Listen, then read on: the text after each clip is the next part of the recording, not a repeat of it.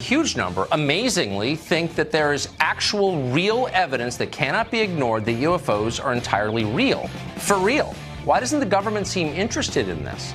A former Pentagon UFO investigator joins us. UFOs have captivated the public interest for decades, but they've always been dismissed, including by me, as the province of wackos. But that is changing thanks to some remarkable videotape and first-hand accounts from very sober people who are trained to identify aircraft. And that would include this video. It shows two Navy pilots encountering something bizarre off the east coast of the United States. Watch this. Echo 61 Tango, Roger, Roger. Oh, got it! Roger, they're troubleshooting.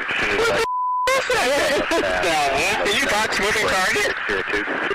No, I took an auto track. Oh, okay. Oh my gosh, dude. Wow.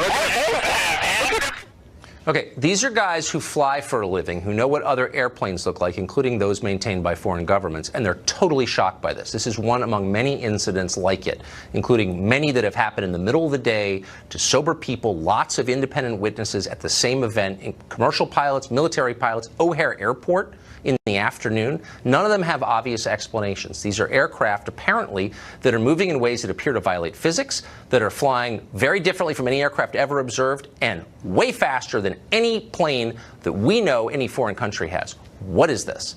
Well, we don't know, because for some reason the Defense Department is not interested in finding out. Lou Elizondo is a former Pentagon official. He helped research UFOs. He said the DoD is not taking any of this seriously for some reason. Mr. Elizondo joins us tonight. Lou, good to see you. Thank you for having me. So did I overstate that? Is there a growing corpus of evidence, not drunk people on a lonely rural road at 3 in the morning, but sober military pilots saying something that we can't explain is happening? That is correct. You're talking about individuals who have very high security clearances. They are trained observers. We've actually paid them and put them through schools to be trained and very keen observers to scrutinize what they're seeing.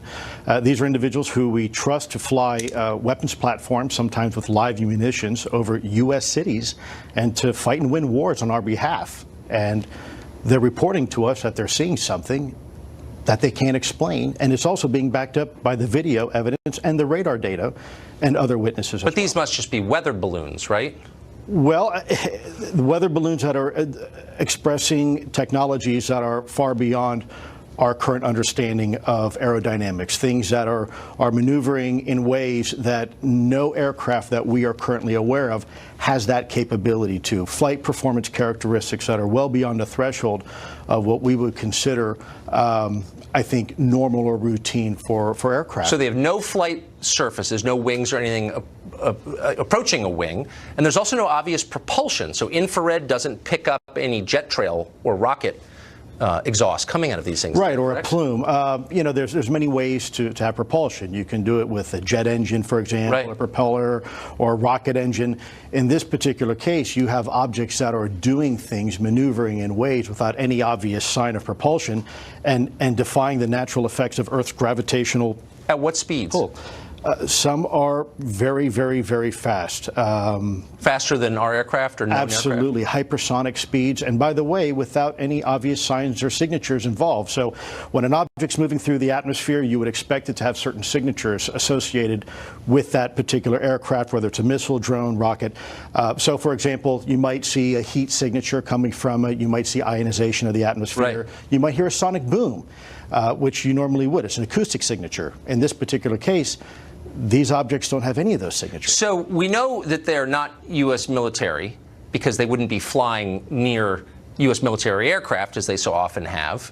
And it seems like we would know if foreign countries had that technology. Look, I have no idea what it is. The bottom line is this is a potential threat, a grave one to our country. What is DoD doing about it? Well, I can't speak on behalf of DoD right now because I'm no longer employed as a Department of Defense employee, but I can speak to what they were doing about it and what they weren't doing about it when I was part of the program. I think DoD is a very large, complex organization. I think it's very good at what it normally does, but in this particular case, we had a very ill-defined problem set. And so when you're going to the boss and you say, look, boss, we have something here, we don't know what it is. We sure don't know how it works, and by the way, there's nothing we can do about it. That is a very difficult conversation to have in an organization that is, its sole mission is national security, It's right? just, I think it's terrifying. I mean, this seems potentially like one of the biggest stories of my lifetime.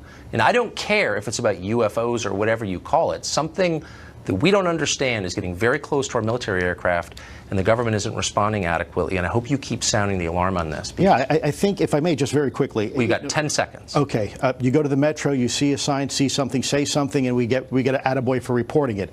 In this particular case, these pilots who are seeing something and is backed up by other data, it's nothing. It's terrifying. That's the essence of dysfunction. Lou, thank you for that. I hope Yes, you'll sir. come back. We'll have more on tonight.